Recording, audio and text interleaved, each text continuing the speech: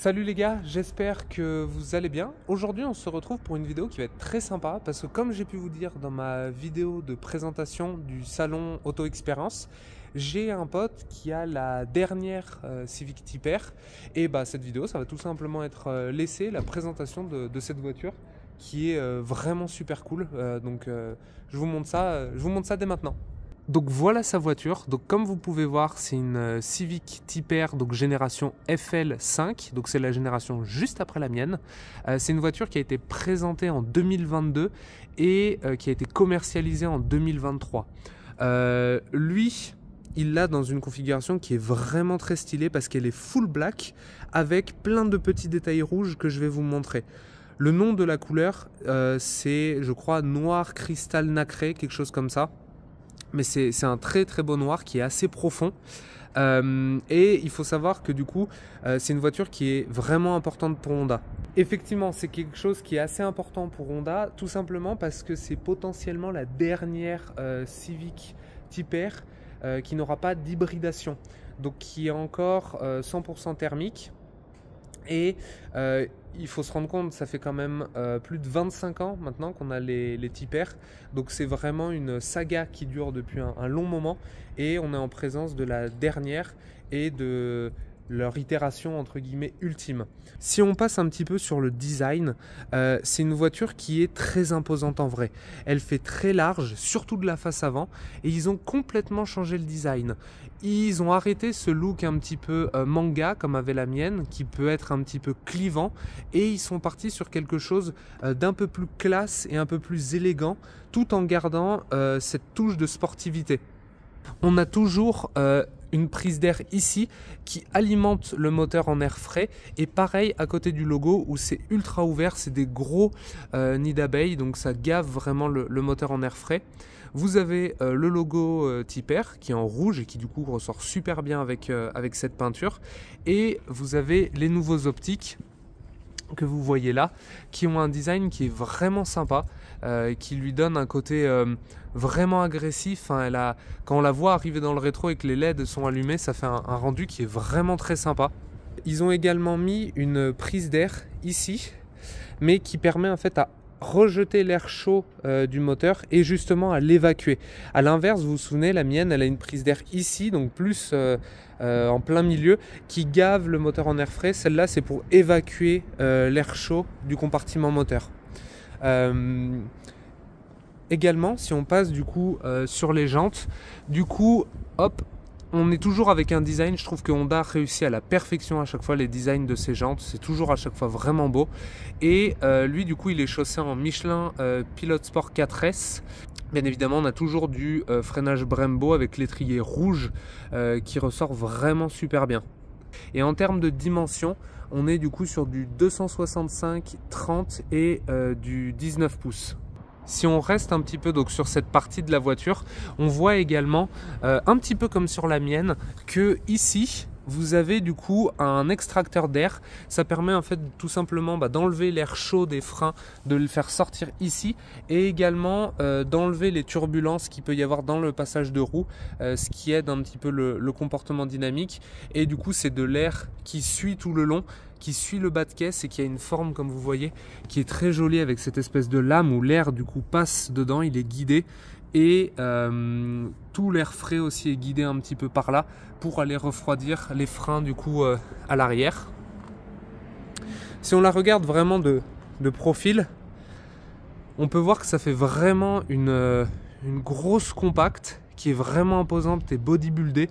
Vous voyez que au niveau des arches de roue arrière, ça ressort un petit peu. Elle a vraiment un look assez menaçant. Si on continue notre petit tour, on voit également l'arrière, ils l'ont complètement changé et modifié sur quelque chose qui est un peu moins exubérant. On a toujours cet énorme aileron, cette énorme pelle à tarte qui a sur un petit peu toutes les Type R, en tout cas comme sur ma génération, et qui est toujours très bien fait parce qu'il est un petit peu arrondi et il épouse en fait la forme de la lunette arrière, pardon, et du coup ça permet que la visibilité ne soit pas altérée quand vous roulez et que vous regardez votre rétroviseur. Sur du noir, ça rend super bien parce que vous avez les réflecteurs du coup ici qui ressortent bien, les phares, enfin les feux arrière pardon, qui sont très sympas et qui ressortent bien sur cette couleur. Pareil, le logo Honda et Tipper qui ressortent vachement. Et vous avez toujours les 3 sorties d'échappement typiques du coup des Tipper. Sauf que celle-là a une petite particularité. En fait, si vous voulez, quand il a acheté la voiture, c'était en hiver, donc il avait les pneus hiver, etc. Et quand on avait roulé un petit peu, c'est ce qu'on s'était dit, le seul défaut de la voiture, c'est peut-être son bruit, qui n'est pas exceptionnel. Et du coup, il a fait le choix de changer l'échappement de la voiture. Et il a pris une ligne du coup qui est homologuée, c'est une des seules qui est homologuée. C'est une Remus. Et il faut reconnaître, tout à l'heure quand vous écouterez le démarrage de la voiture et également quand on fera notre petit essai, vous verrez que ça gueule vachement maintenant. Et honnêtement, il a corrigé entre guillemets le seul défaut de la voiture, je trouve. Et du coup, comme vous pouvez voir, les sorties, elles sont comme ça, donc avec le logo Remus. Et encore une fois, le gros avantage, c'est que c'est du homologué. C'est homologué, donc ça a quand même ce gros avantage, c'est qu'il ne sera pas embêté par rapport à ça. Toujours sur l'arrière, on a un beau travail aérodynamique aussi au niveau du coup du diffuseur. Donc vous voyez toutes les lamelles du diffuseur qui encadrent les 3 pots d'échappement. Donc vraiment il y a un beau travail aérodynamique encore une fois de la part de Honda sur cette voiture.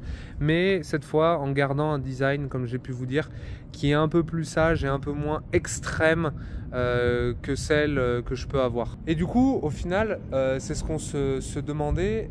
Est-ce que ça en fait pas une voiture peut-être encore mieux que la mienne? En tout cas, elle va toucher, je pense, plus de personnes parce que c'est ce que j'avais dit dans ma vidéo de présentation de ma FK8. C'est un design qui est très clivant. Soit vous adorez, soit vous détestez. Celle-là, elle est un peu plus sage et du coup, je pense qu'il y a beaucoup plus de personnes qui vont réussir à s'identifier à cette voiture et réussir à l'assumer. Là, typiquement, dans la configuration qu'a pris mon pote, full black, franchement elle est j'ai pas envie de dire qu'elle est passe-partout parce que quand on la croise dans la rue, tous les gens se retournent, vraiment tout le monde, mais elle est un peu plus discrète que si vous la prenez en rouge ou même je crois qu'ils ont un bleu un petit peu turquoise où là vraiment c'est très voyant. Mais c'est vraiment une voiture qui est plus élégante que l'ancienne et qui plaira je pense à un plus grand nombre.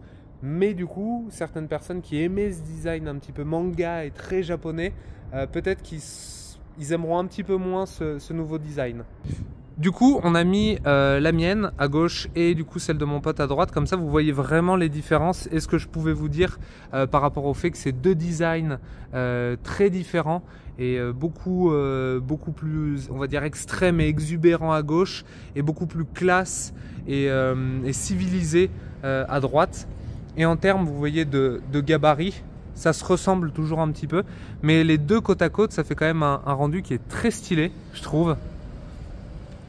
Et là, vous voyez, elles sont quasiment parfaitement alignées. Et ça fait à peu près les mêmes dimensions, j'ai l'impression. Et du coup, les arrières qui sont comme ça.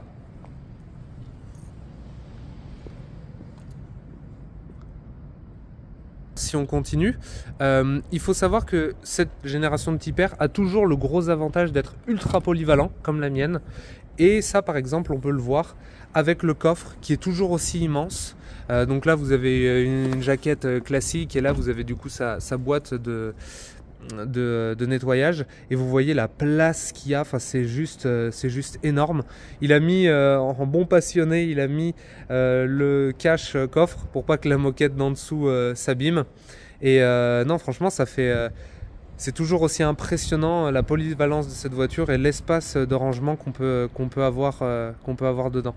Là du coup on vient de vous ouvrir le capot pour que vous puissiez voir le moteur. C'est important parce que encore une fois c'est potentiellement le dernier moteur sans hybridation pour une Tipper. Donc c'est toujours le 4 cylindres 2 litres turbo VTEC. Sauf que cette fois il développe non plus 320 chevaux mais 329 chevaux. Donc c'est pas une énorme amélioration en termes de puissance, mais c'est plus au niveau du comportement dynamique et de l'intérieur qu'ils ont fait énormément de boulot. En termes de couple, on est sur du 420 Nm de couple, et voilà, c'est une voiture qui fait le 0 à 100 en 5 secondes 4 de mémoire. Donc voilà, ça marche quand même très très fort. Et du coup, si vous voyez le moteur, donc ça ressemble vachement à ce que j'ai sur la mienne. On a toujours ici l'admission d'air, qu'on entend toujours aussi bien quand on roule. Et on a toujours le beau cache Honda rouge avec cette imitation carbone qui rend vraiment pas mal. Alors, par rapport à l'intérieur, là, il y a eu énormément de changements. Du coup, l'intérieur de cette nouvelle Type R. En termes de matériaux, on est toujours sur ce bel Alcantara surpiqué rouge et un plastique qui est de bien meilleure qualité que sur la mienne, qui est moussé et qui fait vraiment plus qualitatif. Et là, on a un espèce de plastique où ils ont mis ils ont dessiné une forme qui est relativement sympa. Et on a une belle poignée qui est un petit peu imitation alu, qui rend vraiment super bien. Également, ils ont remis les tapis rouges qui étaient un petit peu la marque de fabrique des Type R auparavant. Donc c'était pas le cas sur la mienne, j'avais pas les tapis rouges, mais maintenant c'est retour des tapis rouges, donc c'est plutôt cool. Où du coup vous avez le logo Type R qui est brandé sur le tapis. Et vous avez toujours ces incroyables baquets du coup sur la Type R qui sont toujours aussi confortables et qui maintiennent toujours aussi bien. Et alors cette fois encore une fois ils sont allés ils sont un peu plus sages que sur la mienne, parce que vous n'avez pas tout qui est contrasté. Là vous avez toujours du coup cet Alcantara noir avec la surpiqûre rouge qui ressort vachement bien, mais vous voyez que sur la partie rouge ils n'ont pas fait les surpiqûres noires contrastantes. Et par exemple le logo Type R, vous voyez il est en fait un petit peu gaufré sur l'appui-tête, mais il n'est pas contrastant comme ce que je pouvais avoir sur mon siège. Malgré tout, il y a un petit travail ici où on voit que c'est un petit peu perforé. C'est vraiment dans le détail, mais c'est assez joli. Et vous avez toujours du coup les trous ici, donc plutôt sympa. Si on s'installe à l'intérieur, hop, du coup, le volant qui a totalement changé et qui est maintenant honnêtement vraiment magnifique, parce qu'il est tout en Alcantara avec la surpiqûre rouge. Ça fait beaucoup plus qualitatif que dans la mienne. Comme vous pouvez voir, ça c'est un petit peu germanifié, on va dire. Ça ressemble un peu plus à une allemande, mais le ressenti des boutons est quand même vraiment sympa. Le cliquetis est cool. Toute la barre de clim qui fait comme ça toute la longueur est vraiment très jolie. Vous avez toujours l'inscription Type R avec le numéro de série de la voiture. Et bien évidemment, vous avez toujours cette fabuleuse boîte de vitesse méca de Honda, qui est toujours aussi courte, précise, avec un étagement de boîte qui est incroyable. Enfin, on se perd jamais dans la boîte, c'est super court, et puis c'est juste incroyable quand vous roulez fort, mettons en col de montagne. Ça augmente vraiment l'expérience. Et là, à cet endroit, vous voyez, ils ont fait une espèce d'imitation un petit peu aluminium, bouchonné un petit peu. Enfin, ça ressemble un petit peu d'ailleurs à l'intérieur des Range Sport. C'est très joli. Et après, si on rentre un petit peu dans le détail, bon, vous avez toujours vos boutons avec régulateur, limiteur de vitesse, etc. Là, c'est pour le volume de la radio. Vous avez vos commodos, etc. Là, vous avez du coup le frein à main. Vous avez le start and stop, enlever tout de suite, on en a déjà parlé. Vous avez les modes, donc là vous passez en confort, là vous passez en sport, et vous avez un bouton R+. Et maintenant on a aussi l'apparition d'un mode individuel où vous sélectionnez vraiment vos paramètres par vous-même. Donc si vous voulez avoir la suspension en confort, mais la réponse moteur en sport, c'est quelque chose que vous pouvez faire, c'est personnalisable à souhait. Ils ont enfin amélioré ce système de clim dont je me plaignais dans une de mes précédentes vidéos. Maintenant c'est enfin un petit peu plus qualitatif, parce que vous avez des boutons tout simples. Donc là, vous avez le bouton pour changer les modes, donc où l'air va arriver. Vous avez des boutons physiques pour changer l'intensité, pour changer la température. Donc enfin, on est débarrassé de cet écran tactile pour la clim parce que c'était vraiment très pénible. Maintenant, du coup, si on met le contact, hop, on a du coup un nouvel affichage, donc vous allez voir qui est vraiment très sympa, et on a quelques éléments du coup sur l'écran. Donc sur l'écran, vous avez du coup votre Bluetooth, la navigation, etc., le téléphone, et ici, quand vous cliquez là, vous avez en fait différents menus qui vont montrer température d'eau, température d'huile, etc., la pression du turbo. Si vous allez là, vous avez la force G, et vous avez pas mal de menus un petit peu comme ça techniques pour vous montrer quelques infos. Du coup, ici, on en parlait, donc vous avez le sélecteur de mode là, et du coup, donc là, du coup, on est en confort. Vous voyez, ça change vraiment pas grand chose à l'affichage parce que là je passe en sport. Là je suis passé en sport, vous voyez, ça n'a pas changé grand chose. Sur l'écran, vous avez juste quelque chose un petit peu comme ça. Et si on monte encore un cran, hop, là vous avez le mode individuel. Et si vous cliquez là, c'est ce que je vous disais, vous pouvez personnaliser. Donc vous voyez, vous pouvez mettre le moteur en R+, direction, volume confort, etc. Donc voilà, vous pouvez vraiment le sélectionner un petit peu comme vous souhaitez. Par contre, si vous passez du coup en R+, donc vous avez juste à appuyer sur ce bouton. Et là, vous allez voir, ça va vraiment par contre beaucoup changer l'instrumentation. Clac. Et là, vous voyez, vraiment, ils ont rendu ça très stylé avec du coup la jauge des tours minutes qui grimpe comme ça tout le long. Un petit peu style Lamborghini, mettons sur une Aventador SV, ça ressemble un petit peu. Vous avez votre vitesse à droite. Et vous avez du coup, vous le voyez juste au-dessus, donc hop, ici, là, vous avez le Shift Light, donc qui vous montre quand est-ce qu'il faut passer la vitesse. Et là, c'est ce que je vous disais du coup par rapport à la clim, vous voyez, c'est quand même beaucoup plus simple. Vous choisissez, vous voyez directement, vous appuyez, vous savez où c'est. Et ensuite, eh ben, vous réglez on-off, vous pouvez appuyer, enfin, c'est beau, enfin, si vous appuyez là, vous changez ensuite l'intensité, tout simplement. Vous changez votre température avec ça. Enfin, c'est vraiment beaucoup plus simple que ce que j'ai sur la mienne. Par rapport aussi à l'arrière, donc les places arrière. Donc c'est toujours aussi polyvalent, hein. Vous pouvez toujours amener autant de personnes avec vous. Sauf que là, il faut leur rendre hommage. Ils ont vraiment corrigé le souci qu'il y avait du coup sur ma génération, parce que vous voyez, il n'y a plus tous ces plastiques vraiment moches. Ils y sont encore un petit peu, mais ils sont un petit peu mieux camouflés. Et l'impression générale est quand même vraiment mieux. Enfin, vous voyez les sièges, maintenant c'est une sorte un petit peu d'Alcantara, c'est plus ce tissu dégueulasse comme il y avait sur la mienne. Il y a de la surpiqûre rouge. Bon, ok, on retrouve toujours les plastiques un petit peu durs, mais ça, bon, voilà, ça fait partie du jeu, hein. C'est pas une voiture à 100 000 € non plus. Mais au moins, les sièges, vous voyez, ils ont vraiment fait un boulot dessus. Ils vous ont même mis deux portes gobelets là. Et ça fait vraiment beaucoup moins cheap que ce que je pouvais avoir sur la mienne.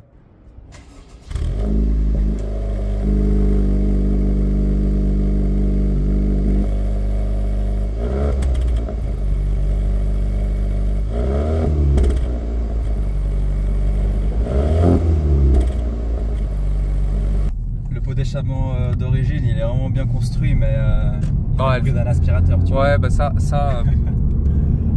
du coup, malheureusement, c'est pas de la faute de Honda encore, hein. C'est les nouvelles normes avec le FAP, etc. Enfin, c'est toujours un peu compliqué de sortir maintenant des voitures qui font un peu de bruit, quoi. Donc, ils ont fait ce qu'ils ont pu, mais c'est vrai que c'est déjà la mienne, elle chante pas non plus énormément, alors qu'elle a pas de FAP. Mais c'est vrai que la tienne, avant qu'elle ait l'échappement, c'était un aspirateur, hein, vraiment, faisait pas de bruit. Et là, du coup, tu as vraiment fait la modif qui la rend juste parfaite, quoi. C'était vraiment important de le faire, et t'as bien fait de le faire, franchement. Mais c'est vrai que même moi là, c'est une des premières fois où je la teste bien avec les nouveaux pneus. Avec les nouveaux pneus, et je sens que ça grippe. Hein. C'est ce que je t'avais dit, hein. Ça les a pas chauffé ou quoi. Ouais, c'est ça. Là, les pneus, ils sont vraiment des années-lumière d'être chauds et vraiment collants. Et pourtant, on sent déjà que le comportement de la caisse, enfin, c'est irréprochable, quoi. Enfin, de toute façon, c'est une Tipper, hein, j'ai envie de dire. Il n'y a pas de souci par rapport à ça. Hein. En termes de ressenti, enfin, on est super bien calé dans les baquets et on n'est pas. Enfin, moi, en tout cas, pour ma morphologie, je suis parfait. Je bouge pas du tout, mais je suis pas inconfortable. J'ai pas, par exemple, les dorsaux qui dépassent un petit peu. Enfin, vraiment, je suis nickel dedans. Donc, à ce niveau-là, la Tipper, c'est ce que j'avais fait dans ma vidéo, la voiture la plus polyvalente, parce que c'est une voiture où on est incroyablement bien mis. Et en contrepartie, c'est une voiture qui, quand on le veut, ça peut ouater, quoi. Qu'est-ce que ça marche, puis ça gueule, hein.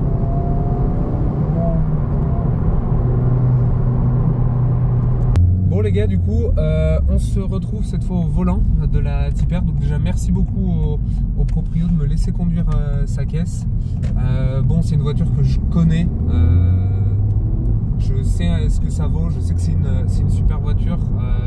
Déjà, en fait, dès le début, je sens que la boîte, comme d'habitude, elle est parfaite. En fait, chez Honda, elle est juste exceptionnelle. C'est super court, c'est super précis. L'étagement de boîte, il est très simple à trouver. La direction, c'est comme sur la mienne. Peut-être un tout petit peu plus léger que la mienne, mais à part ça, c'est super direct. Enfin, on le sent tout de suite dans les mouvements. C'est super précis. On n'est pas sur des routes qui sont exceptionnelles en termes d'asphalte, mais par contre, malgré ça, on est quand même pas ballotté non plus dans tous les sens. Là, du coup, on est dans le mode individuel que le proprio a un peu configuré. Donc, en gros, tout est en R+, sauf la suspension. Ouais, et sauf aussi tu peux choisir la tension, enfin la rigidité du volant, tu vois. Ok, ouais. Le volant en Alcantara, c'est très agréable. Par rapport à la mienne, où c'est cette espèce de cuir où je suis pas très fan. Là, faut reconnaître que vraiment très agréable. C'est vrai que la direction est un peu légère, je trouve. Voir que je vais essayer de la passer en R+, du coup. Ouais, je pense que tu vas tout de suite sentir. Ouais. Là, c'est à gauche. Hein. Ouais, exact. C'est ce qu'on discutait avec le proprio une fois. Même en R+, la direction est plus légère que sur la mienne. Sur la mienne, ça devient vraiment très dur. Ce qui est pas plus mal aussi pour les personnes peut-être qui sont un peu moins habituées. C'est peut-être un peu plus facile à prendre en main. Mais ça reste une direction vraiment top. Hein. Hop, je vais mettre ça.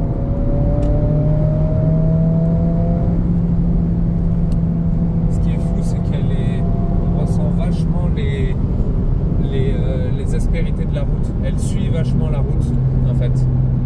Elle suit vachement la route parce que le châssis, il est vraiment très précis et elle filtre pas du tout les informations. Vous avez toutes les informations qui remontent, en fait, et au début, ça peut être un petit peu perturbant, mais quand on a l'habitude, en fait, c'est juste génial parce que on se rend compte, en fait, de tout ce qui se passe sous les roues et on a une image vraiment très claire de ce qui se passe, quoi. Donc c'est genre juste génial. Honnêtement, tu roules sur un mégot avec cette voiture, tu sens le mégot, quoi. Enfin, ce qui me perturbe un tout petit peu par rapport à la mienne, honnêtement, c'est qu'elle est elle est moins brute. Tu te souviens, on en avait déjà discuté. Ouais. La mienne, elle fait vraiment très brute et c'est très dur. Typiquement, quand je suis en R+, c'est juste impossible de ne pas avoir les deux mains sur le volant. Celle-là, elle est plus légère, elle est un petit peu différente. Je pense que Honda a essayé de faire quelque chose qui est un peu plus adapté à tout le monde, qui est un peu plus polyvalent encore que celle que j'ai et qui conviendra un peu plus à tout le monde. Mais il n'empêche que malgré ça, on commence à mettre pied dedans. Là, on est en 4 et dès que le VTEC qui se met en route, ça a de l'allonge et ça s'arrête pas, en fait. Ça s'arrête jamais. C'est ça, en fait, qui est très impressionnant. C'est que la voiture, là, on était vraiment très loin de la zone rouge, on était pile à la limitation de vitesse et on sent qu'il y a encore de l'allonge et ça n'arrête jamais, en fait. C'est à flux continu.